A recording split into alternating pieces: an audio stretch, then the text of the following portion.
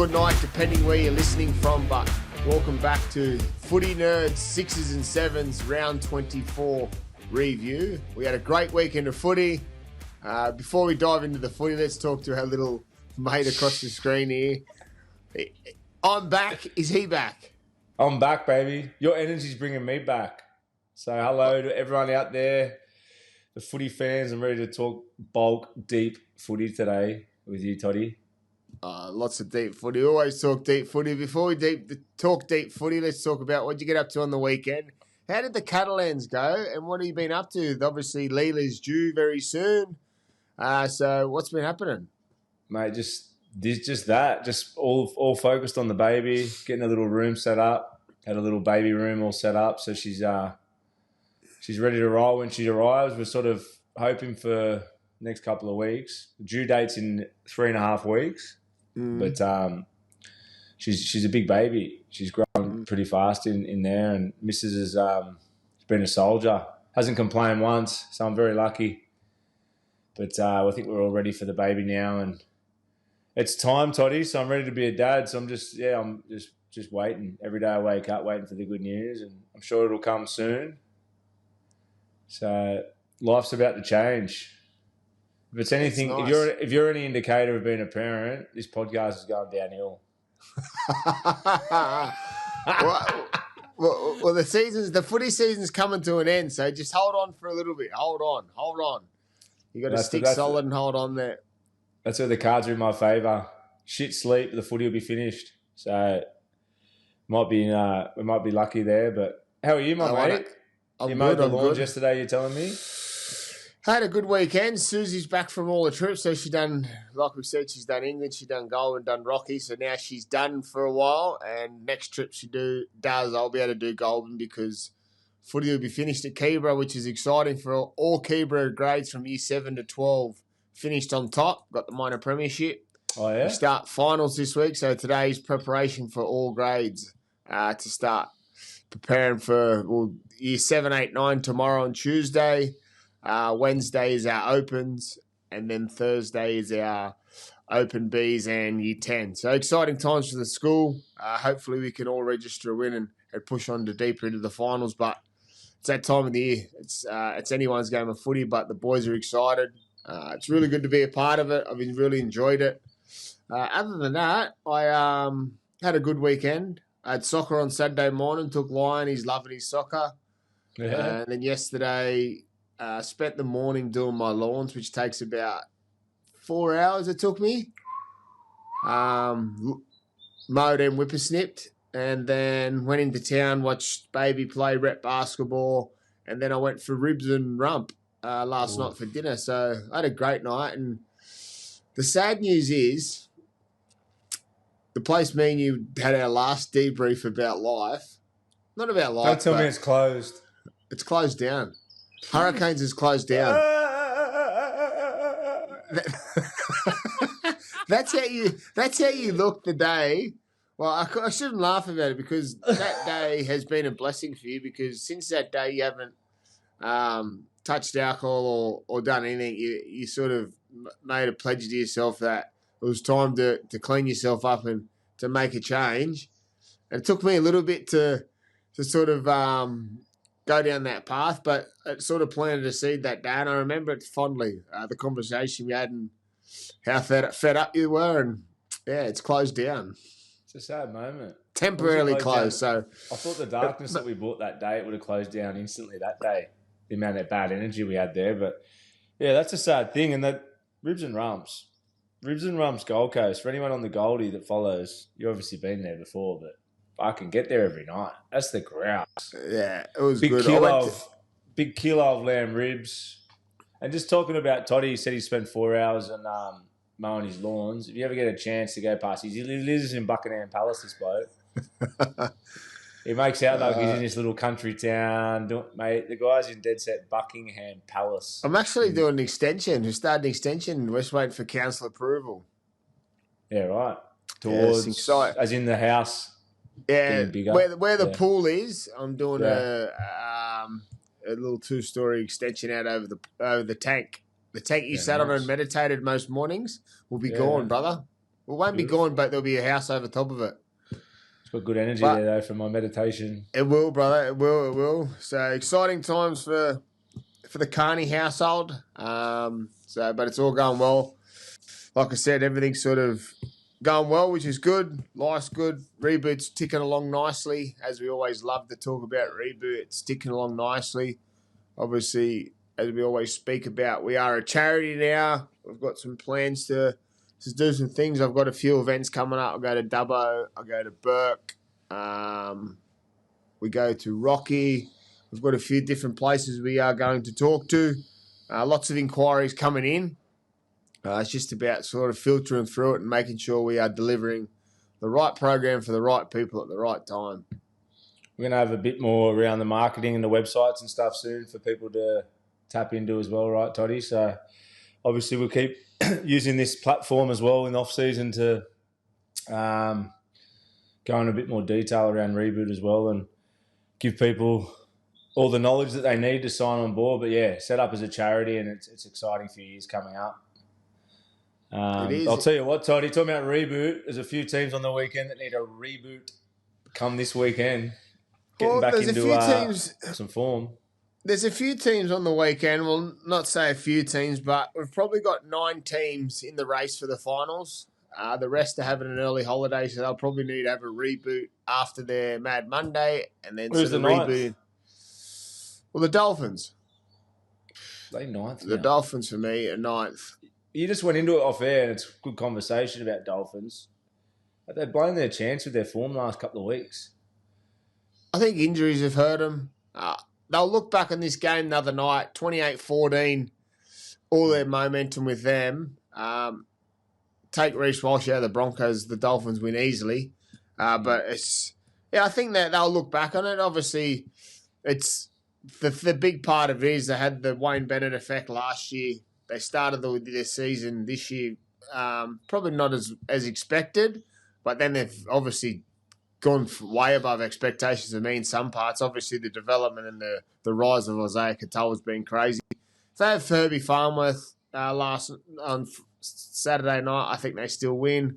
The injuries hurt them along the way, but I think they've had a really good season so far. They're still not dead and buried. I think they're mathematically. I'll tell you what, Toddy, talking about the game, you're going to go into detail about it, but what about the speed from both teams? You spoke about Walshy, but you spoke about players. Fuller, Hammer. No. Avarilla's not the quickest guy, but you talk about power, like speed power. Him and Katoni Staggs, like just watching it, it's the modern day game. I know it always looks, you obviously are at the game and you can go into a bit more detail, but watching as a spectator through the TV, like you admire all the players now, and especially when you got old legs like us, the game was a lot slower, especially our early years. But some of these boys, man, they are fucking so quick. And I was on show on Broncos Dolphins. We don't usually do it this way. We usually do it from start to finish. But let's just dive into it because we are talking about the Broncos. It's an easy fix for you. You got your notes here in front of you. The Broncos 38 over the Dolphins 28. And you're talking about those players. On the way into the stadium on Saturday night, I was commentating for Triple M. And Herbie Farnworth was about 25 metres in front of me, and the only reason I knew he was in front of me is because every girl that walked past was stripping. He's a glamour. Mate, he's a glamour. He should be in New York on the billboards. He's the new Nick Youngquist. Mate, Calvin Klein, fucking six-pack. They were walking, and as I was coming towards me, those girls were just doing 180s, just turned around and having a look. Oh, there's Herbie Farmer, there's Herbie Farmer. I had to get my gumboots out. He's a young Todd Carney in his prime, bro. Oh, mate, but he's big. Bus loads of them. Yes, please. No, but yeah, talking about the Broncos, going into this game, it was one of those things. Obviously, you're sitting in the commentary box trying to dissect both teams, and you look at the Dolphins that they got Katoa, Trey Fuller's welcomes back. They put Hammer to the centres, and you're like, wow, this is dangerous because we know what Trey Fuller can do. Obviously, he hasn't been in first grade much this year, if at all. Gets his chance at fullback. Plays outstandingly. But then you look at the Broncos, there's obviously question marks. Reynolds out, Ezra Mam out. Where did the Broncos go? Obviously, Ben Hunt steps in and Billy Walters, but the bloke that stole the show was Reece Walsh. It's probably one of the best games I've seen him play. He had no strapping on his legs. He was ready to fire. Even look over the whole weekend, And I know it's an Indigenous round, it's a special round, but a lot of the Indigenous players stepped up and played really, really good football. If you look at the try scoring list of the weekend, a lot of them will have Indigenous heritage in them. So it's a massive. Just saying a gay before, straight out of Redfern. It's obviously the heartland in the Indigenous culture in Sydney. Mate, they found an extra leg, so it just shows how much it means to them. But they're fucking freaks, aren't they? All the Indigenous boys, and all the utmost respect for all the brothers that we played with. But they're unbelievable, aren't they? Best athletes. Yeah, but that game, the game we're talking about, obviously the Broncos Dolphins, the way it went. So they went 2-2, the first punch, and then Dolphins scored, and then all of a sudden Reece Walsh jumps down the shortest of short sides, gets on a 3v2, jumps out on the outside of Owen Keeley, who was caught up at a marker, jumps down, retreats to a short side, and Reece obviously identifies that, puts Staggs over.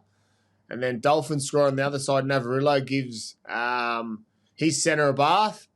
And then all of a sudden, Reece Walsh goes a play in the middle of the field, breaks it down, takes a bang of a carry, offloads, doubles up on his play, jumps down on a long play at the back of Ben Hunt and hits Gamit Shimasaki, puts him through.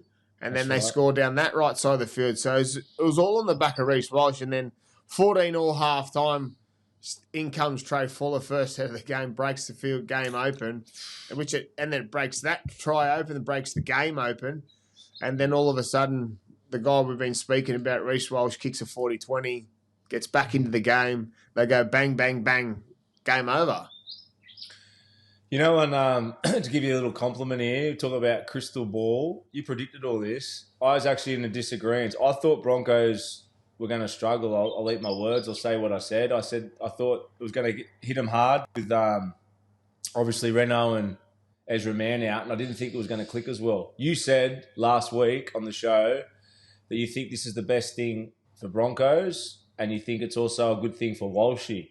And you're obviously live at the game, so yeah, all the stuff you said spoke about the speed they played with, the power. It was so good to watch. Walshy's short sides, I haven't seen him play short sides like that double up plays all year. He balanced that out with then also putting himself in the right positions on shifts. It was Billy Slater-like, in 2-3 plays every play. Why is every set? Why did we see this week? Do you think it was going to the reason why you said you reckon he'll play better with Benny Hunt and Walters, and why the other two maybe restrict him from playing like this? Or maybe it was just on him? Yeah, it would be on him because obviously he's an outstanding talent. We've just seen two of his best players out, he'll step up. Most good players do that.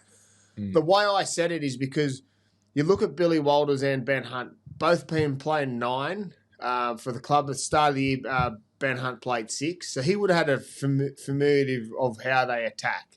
But how they attack was out the window because their main orchestra in Reynolds is out. So when Ben Hunt and Billy Walters both played 5'8", coming through the ranks or halfback, they sit on their own side of the field. So they park themselves left or right. They don't really chase the ball along the field, which is fine.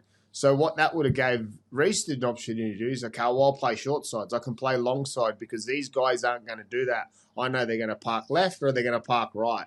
Listening to Ben Hunt after the game talk about the way Reece Walsh played, he goes, I was just his eyes. He goes, all I was doing to him is telling him these options to talk, either play long or go short. Probably Ben Hunt's older legs doesn't require him to go down short sides, or he doesn't need to because you've got someone like Reece Walsh probably is dangerous.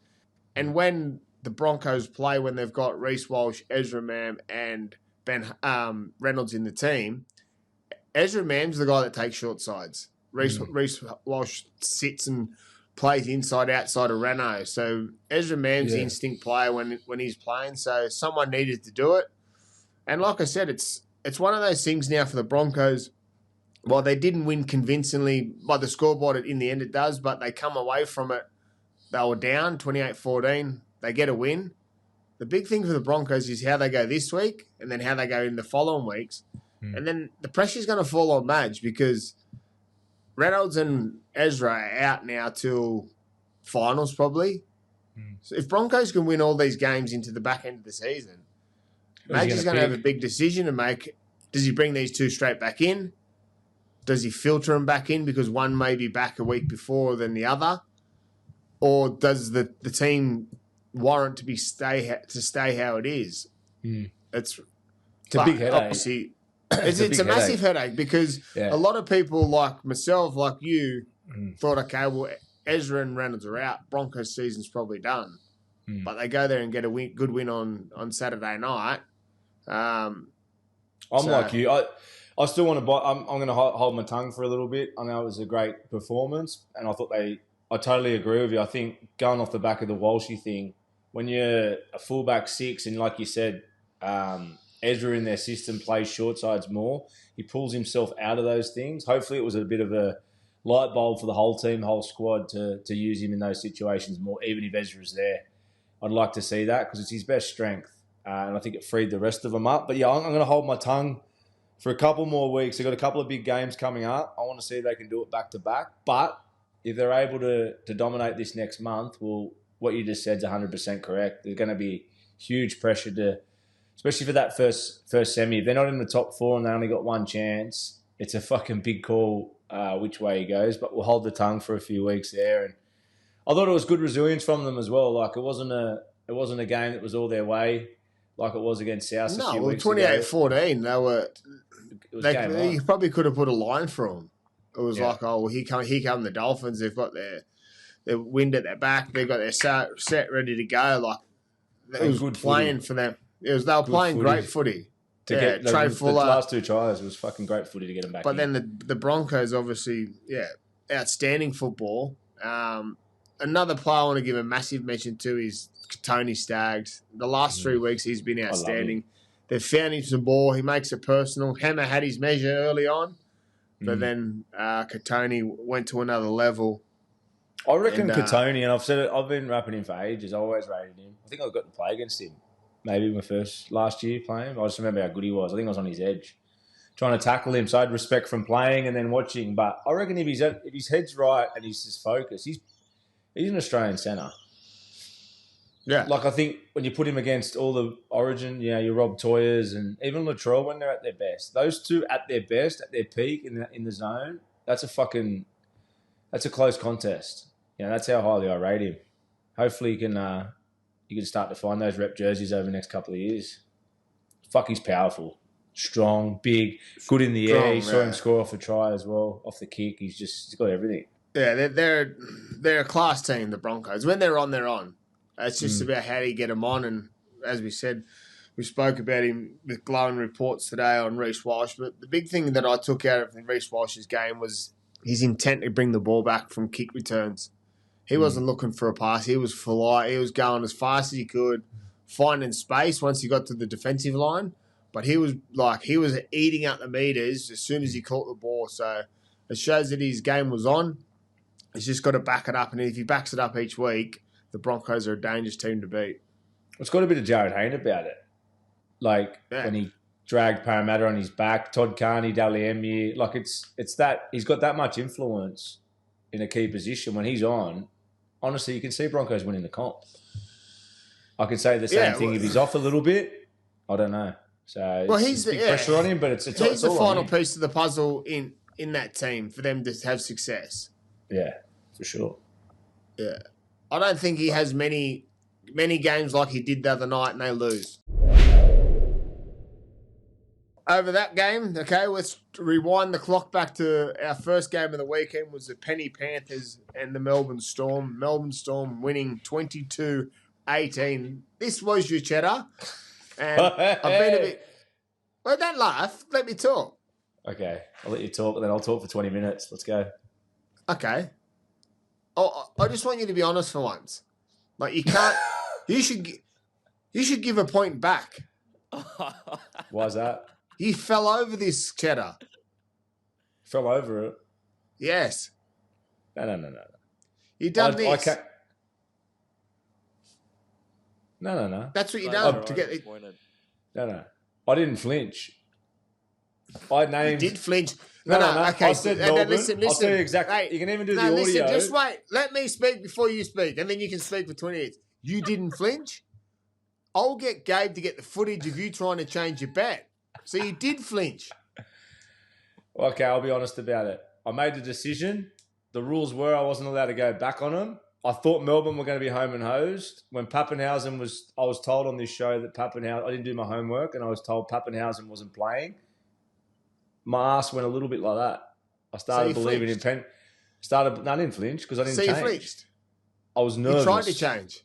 You tried to change. You tried to change. You tried to change. No, I didn't change because I knew the rules is pick and stick. You tried to, but you tried to. I picked and stick. Well, okay, this is an argument for days, but the end result is I got the result once again. I'm on top of the ladder. Keep kicking on. And you know what, boys? Melbourne, thanks for delivering for me.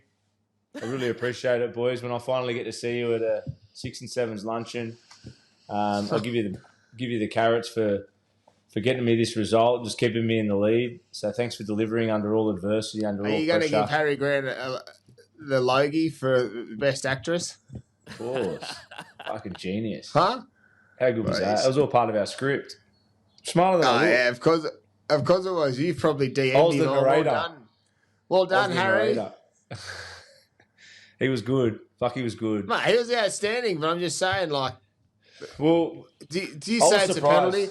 If you're the bloke kicking the field goal, are you blowing up? Yeah, he did blow up. Who, Cleary? He was fucking going off his head. Yeah, I know, but it's... The refs have got to have common sense sometime, don't they? You're just asking going to blow up. You can blow up. It's not going to fucking change the result.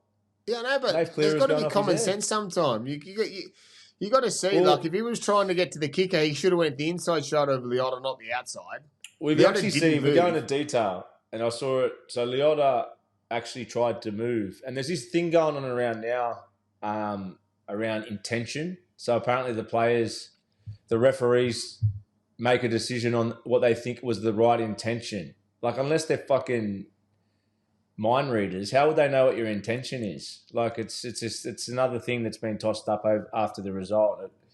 It's confused a fair few people, but that was the thing, that the refs go on what your intention is to do. Well, his intention in that is to go and pressure Nath Cleary, and if he can't get there because there's a blocker, let's be honest, milk the rule. And he played it perfect, and he's not going to be the first, and he won't be the last, but 100% he milked it. Without being Is this controversial again? No, and we can't get in the ref's head like we can't get in the player's head. But I reckon if you could sit down and have a beer with Harry Grant, I don't even think he wanted to try and get to Nathan. Oh, he played the rules. He played the rules that are put in place perfectly. And he's probably the best that does it because you can see he had clear intentions. He's running at Leota and hitting his shoulder. Well, let's be honest, Buck. Mitch Moses the week before takes a dive on. Heaps of players take dives. Everyone does it. That's my point. Yeah. We all did it. So it's not a jab. It's a smart play. You know, Nath Cleary actually kicked the field goal and went over. So he saved the game and then he got the try in the end. It's a smart play. Yeah. But the rules is one of those things. I just don't like the rule. Getting back to the point, the rule itself that they've brought in with the blockers, it's just ridiculous. It's just ridiculous. Yeah. Like, what are you going to do? Just have blockers standing there? You can't have any blockers standing there and just give your best halfback in the world a free kick from 15 out. He won't miss any of them forever. So you're basically just giving the opposition, whenever they're inside 10 or 15, attacking your line on the last tack, you're basically just giving them the result. That's where it's at. And I think coming from a halfback point of view, it's fair. You know, we get a chance to knock it over to win the game. They should have every chance to knock our head off as well. That's fair play. Yeah, I'm with you. Yeah. I don't really know why it's been brought in without going into over and over again about it, but I don't understand what the reason is. Is this a safety thing again because they don't want them attacking the legs of the players? Or like we say about all this stuff, Mitch, this stuff's over our head. And we probably shouldn't talk too much about it because we always have the cops watching and listening and trying to report to the head of the game. Like, please. Yeah. Maybe take away my milk. He milked it comment and throw stones in glass houses, don't they? Hundreds. What about, but I tell you what, talking about the game, obviously we've just broken down the field goal part, the Harry Grant magical try at the end, the way he done it, but if that game's anything to go by for the final series, we're in for a treat. Get your popcorn, get your slushies. We're ready to. It's going to be a bell ringer the whole final series because that game went another 2 levels in what it's been in the last few weeks. Even against the game of the round, we spoke about the game of the round and other games. That game was special.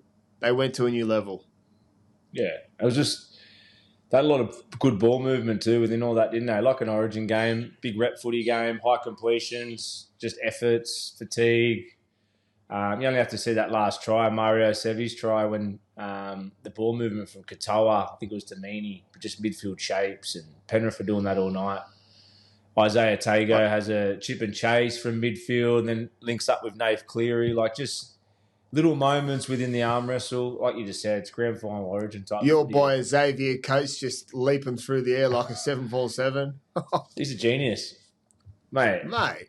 It's a cheat code. Did Daniel Tupou get it later? Did Daniel Tupou get man of the match for Roosters? Because I was going to say, that's 2 wingers of the round getting man of the match, because Xavier Coates got man of the match. Rightly so. Like, fucking, you don't see that very often. 2 wingers dominating in the air, running over people. That second try, that try you got in the corner was outstanding. It was a great chase back. I think it was McLean, but fuck, that was a good down. Fucking, how quick was he? It was crazy, yeah. But yeah, just, he's a machine. And like, you always talk about halves and fullbacks. We spoke about Walsh being the difference in big games. You wouldn't say it very often. Maybe back in the glory days with your Wendell Sailors and these type of players where you go, your wingers can generally win you the grand final. Mate, Xavier Coates could be the difference with them winning the grand final and not. Just off the back of his aerials. Yeah. Same as Daniel Tupou if they're to get there. But it's the difference between... Well, it's gone from a 50-50 opportunity because there's no kick pressure. There's not really any kick pressure on the halves these days because they're worried about hitting them. And then the kick to the air, you're not allowed to actually attack the attacker anymore. So it's gone from a 50-50 to, I reckon, maybe a 60-40, even a 70-30 to the attacking team, because the defender has to sit and wait. And then all of a sudden you've got a 6'4" player coming through the air, leaping off their leg and then going way above him. Like, it's just... The other thing to the rule crazy. too now, well, the other thing to the rule now too, if you're a blocker and you're defending, so the centre's trying to block, if you take the guy out, you get a penalty anyway. So you basically either get a try, you get a tap back, or you get a fucking 6 again. It's a no-brainer. Just kicking to these guys. And that's what I just said. They can win you a grand final. It's nearly better escorting him off the ball and taking the penalty and backing your defence. Yeah. But then that's a win for the attack anyway, because you're just getting another set. Yeah, I know he gets another set, but it's probably the chances of scoring on that set is probably worth 4 points. Probably less than him catching the ball, because they hardly ever drop it either. They usually come up with it. They either get held up or they throw the ball back. You'd hate to be a small winger in the juniors now. If you haven't got height, unfortunately, you can find other ways to get good. But Brian Toddo gives all them short guys and strong, stocky dudes faith, that's for sure. Well, that's what I was going to say. Gives them hope. Short, you've got to be ruthlessly powerful and strong and have a great work rate, because the height, or even if you are small, you need to learn the technique. Like you just said, it was a good point with all the young kids that are listening, but you need to learn how to bounce. You need to learn how to get up in the air, don't you? And that takes hours and hours of practice. We've seen Daniel Tupou and these guys in action. They practice daily. So young kids out there, practice your fucking aerial catches. The next game of the weekend was the Warriors 14 over the Dragons 10. How did you see this one playing out, Mitchell? Great game of footy. Battle of the centres. Farnell versus... I've had a brain snap, Gabe. Who was the other centre for Warriors? Pompey. Big Pompey got his 2. Farnell for the Dragons on that left edge got his 2. Blew his first one. He should have got 3. But yeah, great game of footy. A rugged game of footy. It was 10-4 to about the 63rd minute before the Warriors... Is it Fager or Farnell? Yeah, Matthew Fager. Pronounced that wrong. I think it's Matthew Fager. Sorry, brother, for pronouncing that wrong. But he was huge, mate. He was really, really impressive. Nearly scored another try, actually, with a short ball. I think it was off King Tongia on that left edge. But it was a good game of footy. Came down to the wire. Pompey got a try with about 5 minutes to go on that right edge. Looked like it was game over. Then Sloan comes up with a miracle line break in support. With Sloan's one at the end there, he should have gone himself. He had 25 metres to the right of Tuapiki. He's way faster than Tuapiki. He had the momentum of making the break. Tuapiki was coming to the side of him, and he started looking for support as soon as he got through. He's either injured or he just was 10 rat's metres ass back because though. he got. Is he rat's ass because he got put on the bench for Tuapolotu? Fuck. Fuck, he was quick, but I was just like, just go. But yeah. Yeah, like pin him back. Yeah. It's nothing or bust. Take it. It looked like he was just building, dude. It was ready just to fucking put the blinkers down. Take off. Go. It was a good game of footy. It was. Both teams scrambled. The Dragons' improvement over the last few weeks, I don't know if it's... But yeah, they've knocked off the Raiders. They knocked off the top teams. So they're Cronulla. And then they almost knocked the Warriors off. Well done to the Warriors of digging deep to get this win because they're not their season, but they're where they were sitting on the ladder. They're now back in the top 4 above the Panthers. But yeah, the Dragons for me, they were just getting better. I think they'll look back on this year the same thing. If they won some of those games and sort of iced some of the moments when they could have, they would look back in this season as disappointing, but also the improvement they've had will give them a good plan to work with over the off-season coming into 2026. And with a few players coming in. Halasima, what about him again? Oh. He's a grouse. 19, wasn't he? You saying? 19. 19. I just was reading over the weekend the players that have playing for their heritage in the World Cup when it comes about. I think he's going to Samoa. Who else was signed this weekend? They're saying Tino's at Samoa. Billy Smith's England, I just saw. Yeah, there's some players. A lot of them are either Payne Haas, obviously. Payne Haas is the big one. Payne Haas, yeah. Tino. He's saying Samoa now, I think. Yeah, it's going to be interesting. So what's the rule? They haven't changed the origin eligibility. They haven't changed the origin one yet, but obviously this is for the World Cup, so New Zealand will be licking their wounds, I reckon. Yeah, well, they're the most affected, aren't they? Obviously, speak about Australia, the Polynesian, New Zealand Polynesian players, yeah. But it's good for the game. I think it obviously grows the game. It obviously gives more players opportunities to feature in the World Cup. And they're doing it now, not when they're not picked from New Zealand. They're making their stance now, which is really cool. Obviously, we had Tonga a debate about it the other week. Tonga with Isaiah Katoa, Samoa with Jerome Luai, obviously Payne Haas in their forwards. I'm just talking from a halves point of view. Who would their fullback be, Samoa? Who's their fullback? I'm just thinking that when you start to really think, can they compete with Australia? Is he Tongan? Yeah. Samoa can get a gun fullback or a proper 5'8" outside. Outside Jerome. They had the team list. They had the team list up the other week. Who was Hammer playing for? He might be Samoa, is he, or Tonga? Yeah, well, I know he's a Samoan player. I've just looked up Samoan NRL players. He is Samoan. I just can't remember who he pledged allegiance to. But if he is there, it's not a bad fullback. I can know. 100% running off little Payne Haas offloads. Oh, God. It's good for the game. I like it. Great for the game. It is. Yeah, so had enough of talking the Warriors Dragons game. Yeah, I thought both teams played really well. It sort of sums up in a disappointing way. The Warriors had to do everything they could to win that game. I think the Warriors 4 weeks ago are winning easily, but we've spoke about their downfall a little bit. We spoke about the situation that they're in. I thought that they stripped it back in this game in a good way. You know, you haven't got the world beaters out there. You've got a solid team that just has to work hard if they're going to be any chance of winning. And I thought they got back. You could tell they've had a couple of bad losses. Week before had a heap of errors. The coach has obviously stripped it back and gone, fuck off all the white noise. These guys aren't coming back. We're not going to get our superstars back, but we can still win with this group. And I thought that just with their effort areas, they were a bit more gritty. And that's, for me, that's the recipe for them till the end of the year. You've still got enough players there. You can't feel sorry for yourself, but you can still make do with what you got, and that'll come off the back of effort for them. And they did that. They scrambled well. I like Tuapiki at fullback. It's good. Yeah. Well, I just would think with Metcalf out, that gives him a little bit more strike. Obviously, we spoke about Tanner Boyd's not overly a run threat.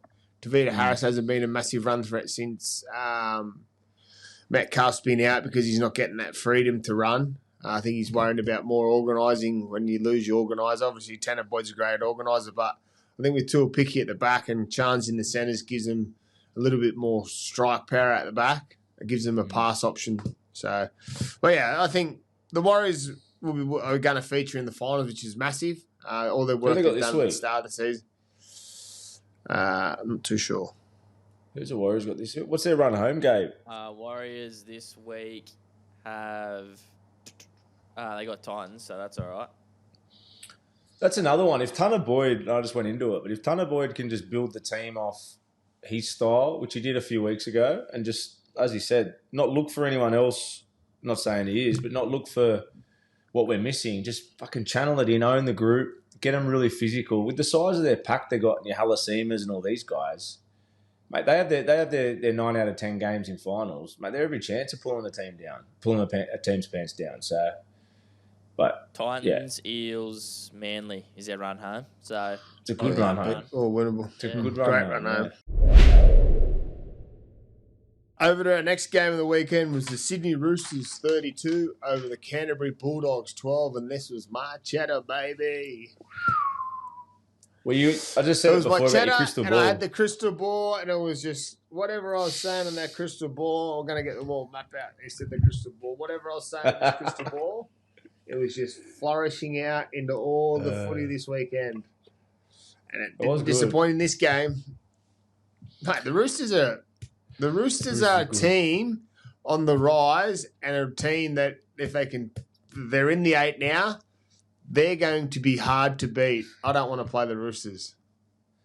Oh, we spoke about the Roosters' power game, and that's what they did. I got doubts over Bulldogs. I want to bring it straight up. The Bulldogs' smaller pack. Anytime they've played against top 4 sides or sides we start to think that it's their chance to challenge the big dogs. I feel like these teams with big, powerful packs, the dogs struggle to go with them. I still think they're one or two rule leg speed middles away from winning a competition. And I had little doubts over the last sort of 6 weeks about that. And then just watching the game the other day, we spoke about it before the game, about the Roosters' power game and how well they do that at home. I just think they exposed the dogs. Big White obviously got his 2 tries. Everything the Roosters did he's good. But everything the Roosters did was physical and powerful. But I just think, I don't know if the dogs can go with those top 3 sides physically. The smaller pack helps them in a lot of ways. But I think the other thing too, I was thinking, and you spoke about the halves battle, and I thought it was a bit like for like. But you look at the experience of Sam Walker compared to, I just had a brain snap. I'm getting dementia. Galvin. Who's our mate? Galvin. So you compare those two where they're at in their career, it sort of resembles the team a little bit as well.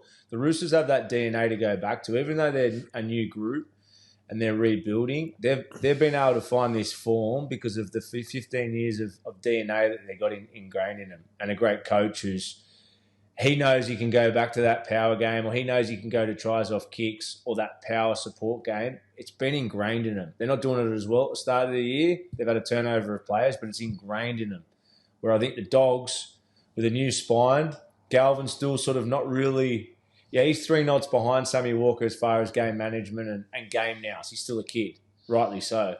But I think it gets exposed a little bit in these bigger games, and it did for me the other night. And then on top of that, I think the Dogs... Their DNA of wanting to arm wrestle and power game and stay in the fight, it's not fully ingrained yet.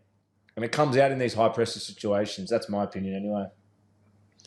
Do you think the Dogs are lacking a game management half at the moment?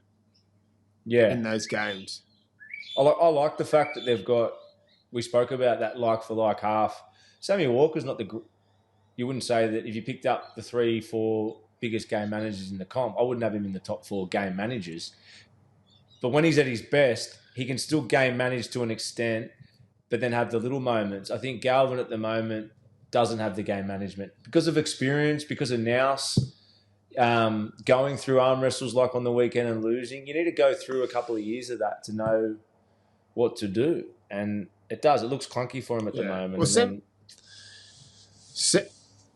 Sammy Walker made a great point when we had his interview with him. In that time when we done the interview, he was injured. He spoke about how much he's watching the game from the box, how much he's watching the game from the sideline. He's giving himself time to sit back and watch footy and understand where the game's evolving and changing. And the way he's playing and the way he's complementing that Roosters team, like when he first come back in, I thought, it will take him a few weeks to find his groove, and he's coming back from an ACL, long layoff, and a new team, new players, Kiri gone, Savala in the halves with him, how they'll mix.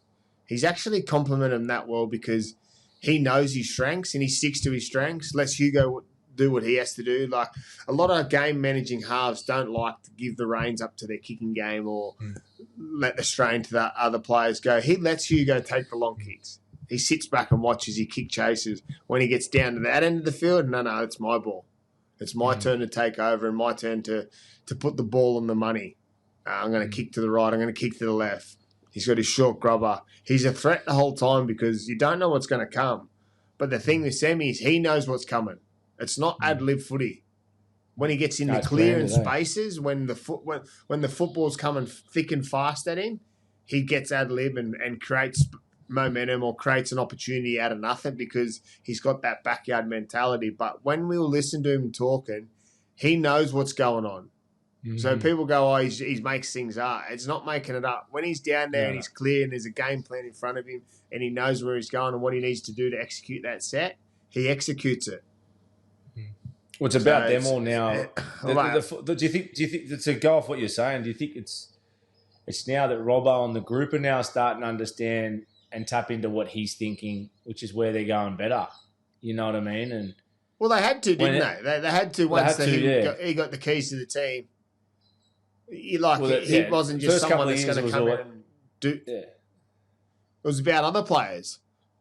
But now this will become Sam Walker's team moving forward. And obviously then there's the question marks about what happens if DCE comes into that. I don't really want to dive into it because we're talking about Sam Walker and his improvement and development as a half. I think if any other player comes in, he'll still do that. But I think they'll get a better buy-in from Sam Walker if you've got Hugo Savala in the halves. Yeah, else they got two that we're forgetting. They got Reece Robson next year as well at 9. Yeah. So, everyone's saying, as you said, we don't want to go into that debate again, but Reece Robson's a massive in for even Sam Walker's game. He's at the moment, and I love Connor, one of my great mates, and such an effort player, turned into a great rep player, absolute champion. But Connor's an energy player, where when they get a Reece Robson there, they're going to get even more stability out of that 9 role, I think, as far as a game manager. So that's only going to help Sammy's job as well. But yeah, he's playing good. And then you talk about Roosters' power game and all that. Their ability to chase kicks and score tries off kicks. You know, I know for years they've had the highest, at least the top 2 or 3 in stats on scoring tries off kicks and all that type of stuff. They put a lot of effort into it. They do a lot of practice. And obviously Tubes helps having someone like that. But every kick, like similar to Penrith and Melbourne, every kick that goes up, they've got someone contesting every time and usually coming up trumps. So...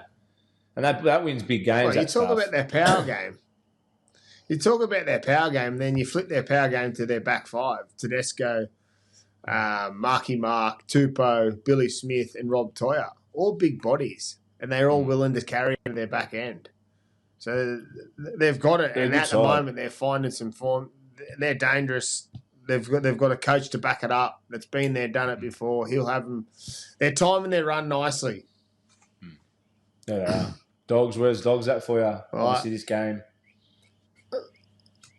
Well, I think if we look back over our shows, you can't write them off because where they are and what they're doing. I don't believe you can write them off. But if you look back over our shows over the last month and a bit, I haven't been on the Dogs for a while. I've had question marks about the change and the thing. And yes, I guess we get blinded with the Galvin situation and what's going on. Like, if you look at the bigger picture, since he's come in, I think Toby Sexton's the better fit for the Dogs at the moment.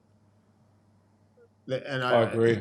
I just think that I think Galvin's got so much more growth in his game. We've seen a lot of it in parts, but you got to have it in more than parts to compete and play for not play first grade, because he's a first grader.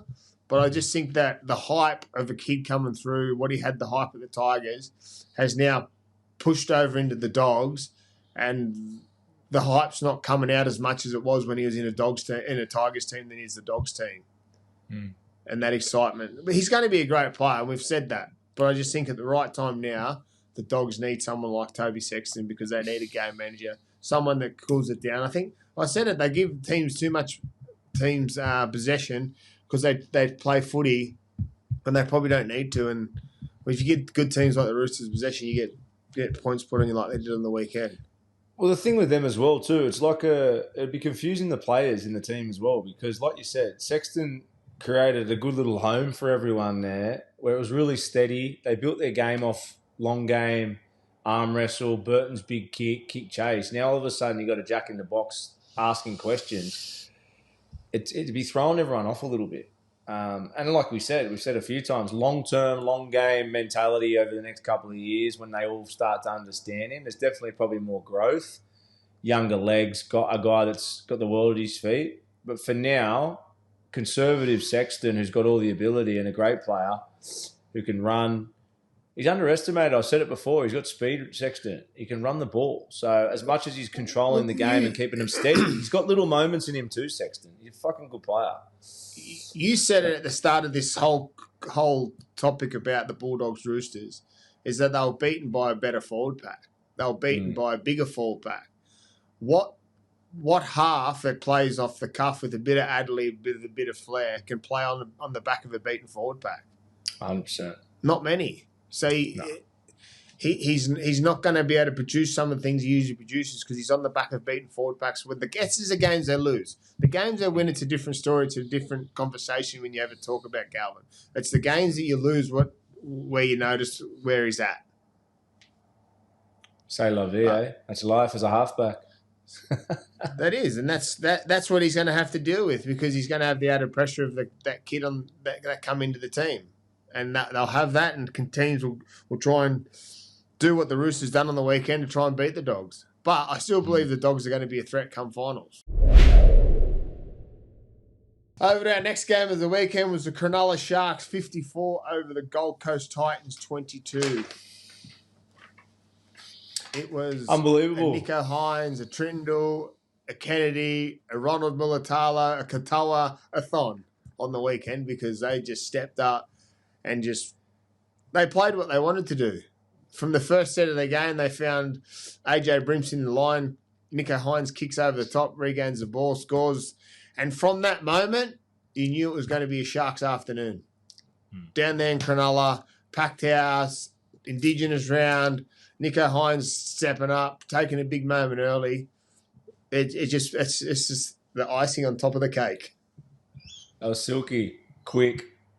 Will Kennedy, all the brothers out there just on fire. It was Nico Hines is good when he's got open space. I thought some of the shifts, talking about their attack, they obviously had a field day with the ball, so there's little to talk about except all the attack from Cronulla brewing attack. We spoke about that fan shape. We spoke about it in detail. I think you went on about the option of drop for an over-chasing defender, and then obviously the speed and using blokes like Mulatano on the outside. Fuck, they do it so well.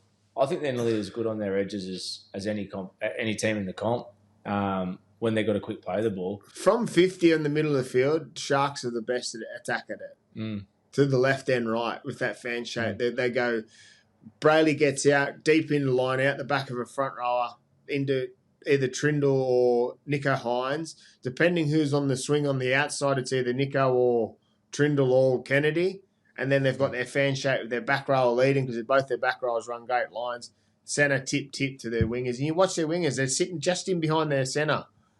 So it's hard to read, and we've spoken about it, but Cronulla's nearly the best team at executing that when they're on. When they've got that quick play the ball, the momentum, teams retreating and not knowing where they're coming, they're but then they're dangerous and they can play from 60%.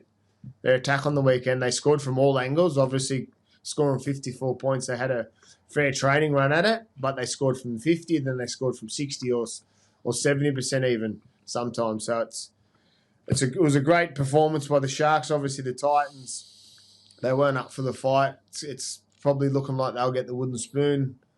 Teams above them won over the weekend, and it's not looking good for them, but you got to start somewhere, and they've got a big off-season ahead of them, I think, the Gold Coast Titans. Yeah, just passive on the edges, like you said, defensively. Had a couple little bits of joy early, but yeah, they were just sinking ship out there, the Titans. And as you said, probably looking likely to get that wooden spoon. And yeah, you're passive against the against the Sharks at home and don't win the ruck. You no chance of winning. And it was a good game for the Sharks as far as a confidence boost, but their big challenge is going to come when they come in these arm wrestles. It's been happening in the last few years, and it's getting closer and closer for D-Day, how they handle the arm wrestles. But wins like that are always good for your confidence. They're going to be a great confidence boost for Trindle, of Hines. Spoke about the Roosters' ability to score off kicks. They probably had about 3 or 4 tries off kicks on the weekend within all that other brilliant attack. So Hines, his eyes up footy, and he was in everything. So the game would have only been a confidence boost for him. But as far as how to win an arm wrestle, I don't think they'll take much out of it. But it's a confidence boost, and Monday's a good day when you've won by 50, and you can take that into the next game as long as they can get back to the grind. They need a big game. They need, before finals, for me, Cronulla need a Penrith Melbourne game. They need an arm wrestle where it comes down to the spine, moments, kicking, and game management. That'll be the test. Yeah, I'm with you. I think they're the same. Like every time they come up with a team that's going to try and bash them through the middle and try and just sort of dig it out and grind it out. They sort of haven't been there. They've got a great pack. Yeah, and I don't know where it comes from. If it comes back on, yeah, it's going to be a massive out. McGuinness ACL, they're saying, which is disappointing for them. But they've got some depth there at Cronulla. Someone will come in for him. But yeah, I don't know where they lose their momentum when they come into against those bigger teams. Well, not bigger teams, but teams that can sort of ride it out, ride through the momentum, sort of play the long game. Obviously, there's always talk that it falls on the back of Nico or Trindle. But yeah, I think as we know, they're going to play finals. They're a space feel-good team for me, Cronulla. Like you talk about, and when we mean by that, when you're playing a team, when you're, regardless if there's space or everyone feels good, they're still able to arm wrestle. I still think underlining Cronulla's still a feel-good space team. They can play good when there's eyes up footy. They love the pretty play. Yeah, they're okay in arm wrestles, but for me, they're still 5th or 6th in the competition as far as getting it done in an arm wrestle. That's my jury out on them, and I want to see. I hope for their sake that they can prove me wrong, or they can find ways to do that over the next few weeks, because they need to do that to win a comp. But for me, they're still a few pegs behind the top 4 side in winning the dirty arm wrestles, because I think there's still a feel-good, play-good mentality a bit there. Well, at the end of this game, Titans scored a couple of quick ones. Do you think that came down to Sharks just taking their foot off the neck, or was they just like, oh, well, we're already in front, we're not going to win, and they just got lazy? Yeah, I think it's Titans like the Storm taking their foot off. Like, it's more the Tigers just giving them they got a bit of momentum there at the back end of the game. They had a few opportunities. You look at the tries they scored; they were dive over tries. They weren't on the back of anything brilliant. It was probably just a bit of complacency, thinking about Northies on a Saturday afternoon. Some of the players sneaking down the road and what's next for them, other than who's coming at me. I don't want a cork. If I get a cork, I can't go to Northies. But when you're up by 50, or you got 50, you've registered 50, the cue goes in the rack, and that's probably what it looked like for me. Yeah. And the other one I wanted to talk about quickly was just you forget I forgot how powerful Talakai was. Did you see him bump off Tino? Oh, he's a freak, Siva He's a Talakai. weapon. Yeah. Mulatano, Talakai, Jesse Raymond when he plays back row. I just had a brain snap. Brit Nakora. Nakora in the back row. Like, I talk about Broncos with that power and speed. Cronola's got it in bucket loads. Their outside backs, back rows are perfect builds, aren't they? Big, athletic, powerful, strong, good footwork. Great movers. Like you said, Talakai is a great mover. Mulatano, great mover. Oh, they got it all there. They got all the ability. Just going to come down to those arm wrestles. Over to our next game of the weekend. Our little mate here, Gabe, will be happy with this one. The Bunnies 20 over the Eels 16. Jai Gray. 2 try-savers. Mate, they're talking about little guys. Trey Fuller, we spoke about in the Dolphins game, and then Jai Gray for the Bunnies at the back. His 2 try-savers were unbelievable on Zayongi. Unbelievable. That was a good pass by Junior Paulo at the end. That was a great pass there at the end. I thought it was game on. That was a chance to win, wasn't it? To get 6 points in front, or was that going to go to even if he scored that? But the last one. It was a great game of footy. Like, obviously, 2 teams at the bottom end of the ladder just sort of fighting to stay away from the dread and wooden spoon. But you can't half think about the Bunnies of where their season will be if they have the players fully fit for the whole year. Like, Cody Walker comes back from injury last night. Sets up 2 tries, just has all the time in the world. Tallis Duncan's the beneficiary of those 2 tries of just him silky hands down a short side. Jai Gray obviously come up with some big moments, but the Bunnies, for me, I thought it was a great win because going into this game, I thought the Eels was where their improvement was coming. I thought the Bunnies had no chance. So, egg in my face. Yeah, well, 20-16 with 5 minutes to go, it was game on. I thought South were going to get a cricket score put on them, to be fair. And as you said, I was unaware Cody was back. It just shows how much influence he's got, especially on Indigenous round. He had a big game. But Tyro Munro and Josh Adokar was the highlight for me. They were going at it all game. Yeah. So I think they'd be 2 great mates coming out of Redfern, I'd say. I think they're local kids. So, yeah, it was great to watch them 2 go at it. I saw them having a laugh a few times and taking the challenge on. Both great finishes. But, yeah, Tallis Duncan and Jai Gray were the highlight of the game. I think the difference between the 2 teams was that Jai Gray effort. That desire he showed. They just had that little bit more punch, little bit more fight to the ball. Just meant that little bit more to them, I think. For whatever reason, they found a little bit more effort when it counted. And Paris probably, if you look on the paper, they've got a little bit more to them with Mitch Moses there, and it just wasn't enough. They threw everything they could at the end there, and it just wasn't enough. But, yeah, good to see South get back on the winning streak. It's been a while. I think Cody makes a big difference. It's funny about that, massive difference. It's funny about the Tyrone Munro and Fox, the combination going at each other.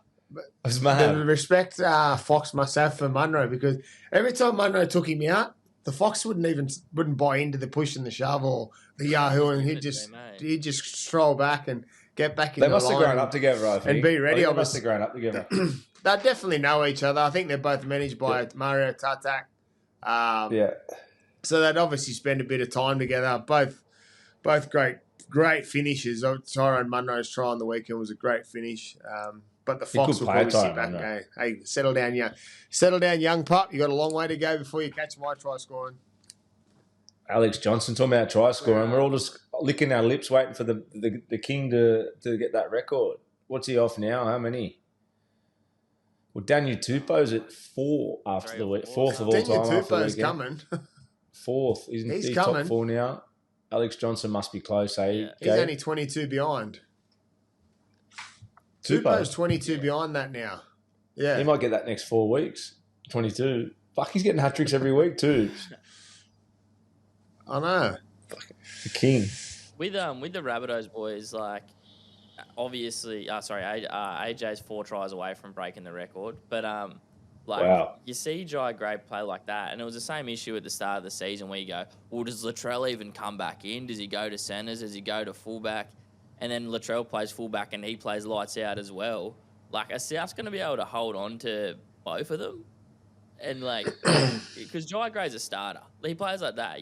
I think he's a starter. I've seen a few people say NRL team. I've seen a few people say Jai Gray to half. I saw him play half in the trial game, I think it was, this year, pre-season. He's not a half. He's not a half. No. So that's my point. Just so. thinking of other options. But fuck, how can you keep them both in there? I don't know. Latrell to 6. Latrell at 6 doesn't work, though. But Latrell at 6, I'd rather play Latrell at centre than 6 if they were going to go that way. Who's their succession plan, South, when Cody leaves? He'd only have a year or so left. Who have they got coming through? I don't know. That's a big thing for South, talking about... Well, they've got that young half playing 6 at the moment, Ashton Ward. But you talk about Titans and... Talk about Titans and the rebuild and all these type of sides. South sort of gone under the radar a bit with it, but if they don't hit the mark with a couple of big dogs in key positions with the turnover in the next couple of years, fuck, I'm a bit worried about South. They need a marquee. They need a dominant 7 or 6 when Cody goes. The influence he has on that group goes without question. Latrell to fullback's only as good as what he's got inside him. They've lost Adam Reynolds a couple of years ago, obviously, and then the Cody turnover. It's a big chapter about this. Big page in the book about to get closed off on. They need to recruit good. There's heaps of teams in that position, I reckon. But for who Souths are and what they're about and how big their fan base is, you know, they don't like staying down too long, and it's going to be interesting what they do. Over to our next game of the weekend was the Tigers over the Manly Sea Eagles, 26-12. Great game. I picked it. Great game. I had the crystal ball out. Yeah, you did. You were good. What's in that crystal ball? Is it new? Where'd you buy it from? Well, it's actually not a crystal ball. It's a wall mat. It's just like my head spinning. I just let it happen. Just let it spin. But this was a game. It's working. I watched this game sort of in and out just because I wasn't in front of the TV, so I had it on my phone. And I was expecting, or I was waiting for Manly to pounce and go on with it. But then the next time I looked at it, it was the Tigers that went on with it. And it was just on the back of those players we keep speaking about. Dewey, I think Talon May's been an outstanding buy for the Tigers in the centres. He's hard to handle. He makes it job hard of the centre he's marking, makes it difficult for him, comes up some big plays, scores a great try on the weekend. But they just seem to be playing with a lot of confidence. I like when Dewey starts at 7, then they bring Fanau into the middle. It frees them up at the left and right side of the field, gives them a different look. Obviously, when they're fully fit, Buller, they lost him for a few periods this year. But yeah, I think the Tigers, their improvement over the last few weeks, getting some wins. They're going to have a big off-season again. They'll get better and better. It's just good that they're not going to get the wooden spoon for me. Yeah. I thought talking about Taylor May and Stafford Tower, I thought they were standouts. Massive. Taylor's but great to see him play such good footy. But Stafford Tower as well. I played with Stafford Tower. I think I mentioned that on here at Newcastle. Great kid. He's a fucking good player. Very good, and I think the Tigers, it suits him. I think the system that he's playing in, we speak about that fan shape on edges. But the amount of assists or tries or involvements in plays for him this year off Buller a lot of the time, he's been outstanding. So shout out to Stafford Tower and Taylor May. But Tommy Talau for me was the big, without being too negative, I thought he was a big negative for Manly and a positive for the Tigers on the weekend. He got put under pressure a lot of numbers around him, especially on Taylor. Taylor went straight through on one. There's another try opportunity in and around him. He blew a try for me, which would have got him back in the game. Daly puts that kick up. Tommy Talau's at dummy half. He chooses to take a dummy half barge over. Try gets disallowed. He had a 6-man overlap to the left. It would have got the Seagulls back in the game. So for me, that was a big moment. And I just thought defensively he was a bit off. He didn't have a great game, Tommy. So I'm sure he'll bounce back. But I like the Tigers. Are the top eight chances alive? Are they still a chance, or are they dead to you? Because they can't make it. But they're not dead to me. They just left their run too late. Dead to you as in dead. They're not a real chance. Yeah. All right, I'll watch our words on here because it always gets critiqued. I mean, dead as in they're not going to make. Their chances are dead of making finals is what I was trying to say. Their chances are dead and buried in the water. They'll take this as improvement, and they'll look back over these final periods and winning some games like this. The shining light for Manly was To'u Kola. Oh, King. The centre. Mate, he's so fast. Strong, fast. They just got to work out how to give him the ball because he is the only one. That try was unbelievable. Him and probably Tommy Turbo were looking like having a threat. I think that the Manly's just waiting for the season to be done. I think the negative for Manly if they continue to lose and not show up is their coach. What will happen to him? I think the pressure will continue. Obviously, there's pressure on any coaches that don't win, but there's been speculation and pressure on him in the last few weeks, and they haven't won again. I think they'll continue to follow. I think Cherry's not having his greatest performances. It doesn't help when you start halfbacks not you having your greatest performances, but I think there's a lot of other pieces to the puzzle that's not going in to reasoning why they're not winning their games of football. They look like they're dipping the toe in a little bit for me, and you just said it, and it's honest truth. You probably said it. The great Ches is probably a little bit. I feel like he's dipping his toe in the last couple of weeks, and as a team, it just doesn't look like they're. Well, you can see he's frustrated. He's trying things, but he's frustrated. Like he's trying things, must be a reason. Frustrated, but I think he's also. I think he's trying things that probably that shouldn't be trying at some moments. Yeah, there's got to be reasons behind it. Obviously, there comes with added pressure. Teams marking up at him. Yeah. Well, from the start of the year, they were sitting nice in the top six. They were looking good in parts of the season. I thought they were in my top 8 at the start of the year, I'm pretty sure. But over the last few weeks, they're just treading water. Dipping their toe in and treading water. Treading water, dip your toe in. It's getting late. Tigers are always going to enthuse teams that don't want to be there. On a Sunday afternoon, it's just, and when both teams are done, Tigers are going to get you on the effort area, is it? Because they're playing for each other. They've still got points to prove. They don't want the wooden spoon. They're finishing as high as they can so they can tick it off to say where they finish this year. The worrying thing for Manly is that you hope that there's not a bit of sabotage in there because it's there for them. There's still an opportunity for them to make the finals. Like, it's game on. It's just the last 2 weeks. Now. They're done. They're not making finals. Yeah, I know, but a month ago it was there for the taking. So there's a lot of talk. There's a lot of shit talk coming out of Manly, though, isn't there? You know, they're talking about the old boys pushing for Matt Ballon. And where there's smoke, there's fire. So you just hope, you know, no one would know unless you're inside that inner sanction. But they're too good a team to be faded out at the back end of this year, and they're too good a team and full of too many good players to be dipping their toe in. So there's obviously some sort of reason, which who knows? See what comes of it in the off-season. All right, our final game of the weekend was up at Townsville, 38 Cowboys over the Newcastle Knights 4. And this was another crystal ball moment for the young Todd Carney sitting there talking about the Cowboys that they'll go out and give the Knights a bath. And they went out and done it. And we speak about the Cowboys all the time, and I'm vocal about it, and I echo it all the time. If their star players can play 9 out of 10 performances and get the rub of the green and the momentum, Cowboys are a hard team to beat, if not the hardest team to beat when they're on. And they went out and done that. Tommy Dearden, Drinkwater, Purdue, Clifford. They had everything because the Knights just they weren't there.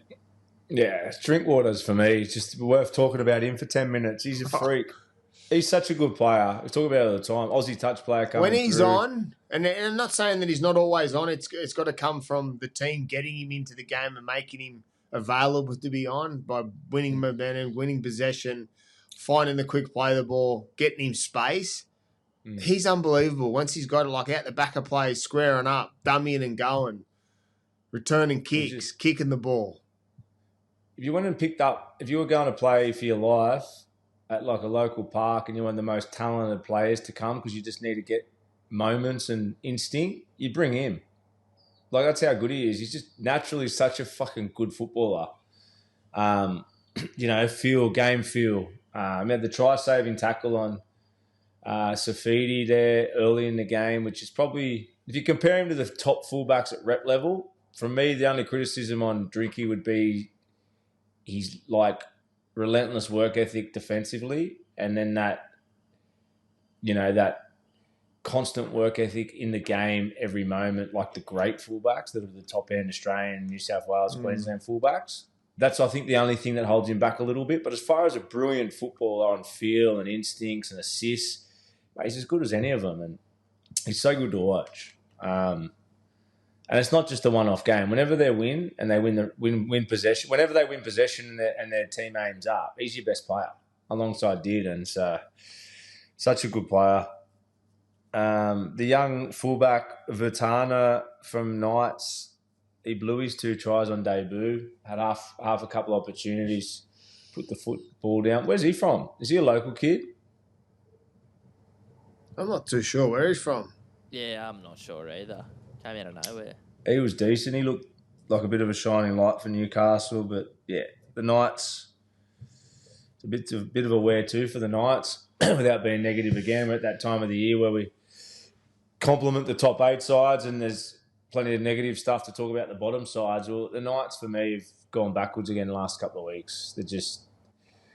I thought the shining light for them in a shit season was defensively they aimed up and physically they at least compete for 80, but I think the last couple of weeks there's been some slip in that area as well, and they need to pull their shit together for the remaining month, especially with pressure on coaches and this and that. They need to find some sort of form to finish the year and try and build something for next year, I think. Otherwise, it could drop away. They've got a couple of teams that they'll be playing that are a chance to top 8. If they're defending like that, could be some long days. But, yeah, Cowboys, it's a bit of a little too late for the Cowboys. I mean, they were just in every – whenever they're on, as you just said, they're one of the most exciting teams to watch. But a little too late in Townsville, Toddy. Yeah, it is a little too late, but it's one of those things when you're playing for nothing other than sort of getting away from the wooden spoon or just trying to get as high as you can on the ladder. The shackles can come off and you'll see some exciting footy from teams like that at the back end of the year, but it's going to be a long off-season for them working out what they need to do to be up there near the top. But I'm with you. I think the Knights. What is that for them? The season. What is that for them? You said about the shackles coming off. The Cowboys. Yeah, but why when they're playing, like we just spoke about the feel of Drinky and Dearden's the same. They've got unbelievable instincts and feel and game now. Obviously, we speak about their defence, but what is it there, you think? In a short-term fix for them, do they need a couple more players? Do they need to clean a few out? The thing about his defence is obviously when you leak points, it's that becomes a difficult part, and then if you're chasing points, but it's all on the back of momentum. You need a forward pack that's going to sustain it and hold on when in those moments and find you quick play the ball, find your momentum to get away from the grind. And that's what the good teams do. And I think until you get that, you're going to have those up and down results because they're players that need to have momentum, play on the front foot, have the rub of the green from the ref, things like that. And that's why when you speak about him, when you talk about, obviously not Dearden because he's an Origin player at the moment, but Drinky and players like that, it's hard for them to step up when the chips aren't in their favour because it's a difficult time, and that's on the back of not always on them, it's on the whole team of how they do that. I don't know if it's the systems or what it is, but it's the $1 million question sometimes, isn't it? Because they always seem to find themselves in this position, the Cowboys. If they're not at the top or where they are, they've had a few lean years. 3/4. Best non-rep player in the comp. There you go. We'll take a wrap on that because that is our round 24 review done and dusted. Footy nerds, 6s and 7s, we love ya. We'll see you at the end of the week to talk about round 25 preview. Until then, have a great week and keep smiling.